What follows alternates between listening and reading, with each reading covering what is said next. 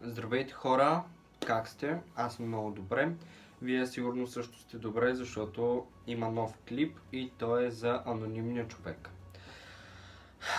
Тъй като в последния клип за анонимния човек ви казах, че спирам, прекратявам абсолютно всичко с него. Не знам дали сте попаднали на този клип, дали сте видяли, но казах, че прекратявам всичко, спирам да правя реклами на този човек, който ми праща тези неща. Спирам абсолютно с всичко свързано с този човек. Така и така правих различни други клипове, които не ви грабваха толкова и всеки ден имаше хора, които ми пишат за този анонимен човек.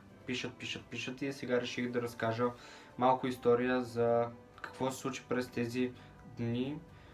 Никъде не съм казвал, съжалявам, че гледам някъде натам, просто се опитвам да си спомня и да се обясня добре да се обясня, защото аз като почвам да обяснявам не мога, почвам да се бъркам и така. Да, и сега докъде бях стигнал, забравих. Да ви кажа какво се случи през тези дни, които не съм снимал клипове и въобще свързани с това. Благодаря на всички, които ме питате, почти всеки ден ме питат поне по 5-6 човека какво се случва с анонимния човек. Аз не им отговарям, казвам, че нищо не се случва, но не се случва по принцип. В деня, който спрях, качих този клип, който казах, че спирам да се занимавам с този човек, той ми беше писал нещо от сорта: ще спреш, ама еди си какво ще стане. Някаква заплаха беше, не мога да спомня точно каква. Няма да мога да ви покажа тук кадри, защото съм изтрил, блокирал от всякъде този профил. След малко ще разберете защо и как. Да, беше ме заплашвало нещо. След това, на следващия ден ми беше пратил една кутия, която я отворих, имаше простотии. Ако искате да ви я покажа, ще ви я покажа след няколко дена, защото сега ще ви обясня защо. Беше ми пратил една кутия, която имаше простотии пак вътре, имаше заплашителни неща, имаше някакви като кръв, не знам дали беше кръв, имаше някакво месо, което не знам какво месо беше, но сигурно някакво от магазина 100%. Така де, беше ужасяваща кутия, гадна, наистина гадна беше.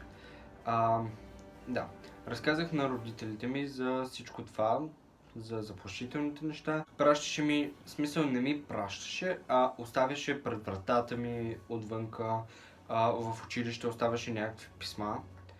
Слушайте, замислете се, защото в училище, значи някой познавам. Този човек го познавам. И ми слагаше някакви писма навсякъде и имаше заплахи, имаше пак като лабиринт, в смисъл да сгубявам някакви текстове и да стават някакви неща. Водиха ме до различни неща, тези такова, и през този процес не съм снимал абсолютно нищо, защото казах, че прекратявам с това. И един ден, преди 3-4 дена, аз не съм качвал ново видео скоро, от 7-8 дена, съжалявам за което. Точно като качих този клип, след няколко дена положих една кутия, която беше с мои снимки. Мои снимки, които бяха изрязани главите, които бяха задраскани главите, които бяха просто ужасяващи мои снимки, имаше ножове и такива неща.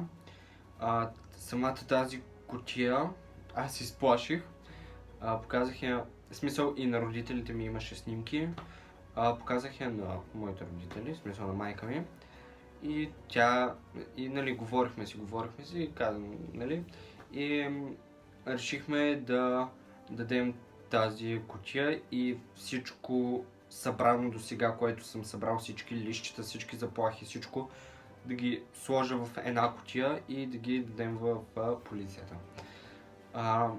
Това беше вече решено решение, в смисъл решено, отидохме преди 2 дена, ако не се лъжа, на 12 или 13 беше. Дадохме в полицията кутията.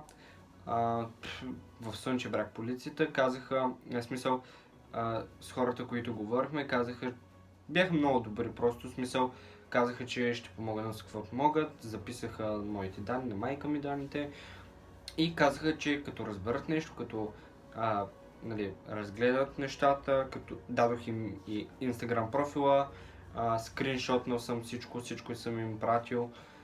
Казаха, че ще разгледат всичко и ще ми се обадят, когато намерят, нали, ако има някакви резултати от това. За сега никой не ми се обаждал, не знам какво се случва, но да намеря този човек, който пращаше тези неща. Да видим този човек дали ще продължи да ми праща такива неща, ще видим какво ще разберем от полицията и така. Държа ви в течение, заради това сега ви обяснявам това. Ще ви държа в течение за следващите дни, в смисъл каквото стане нататък, ако разбера кой е, ще ви кажа, ако но и така разбера нещо, просто ще снимам и ще ви кажа. Ако не, ме последвайте в Instagram, там долу в описанието ще е Instagram ми, там ще, ако е нещо кратичко, нали, там ще кажа кой е човека, така че последвайте ме, за да разберете какво се случва. Така, абонирайте се за канала ми, натиснете камбанката, защото ако кача ново клипче, свързано с тази тема, може да го изпуснете, ако не сте натиснали камбанката, така че натиснете, нищо работа е. Харесайте този клип, дайте му палче, малче и да. Айде, чао хора, ще се видим, когато се видим. Айде!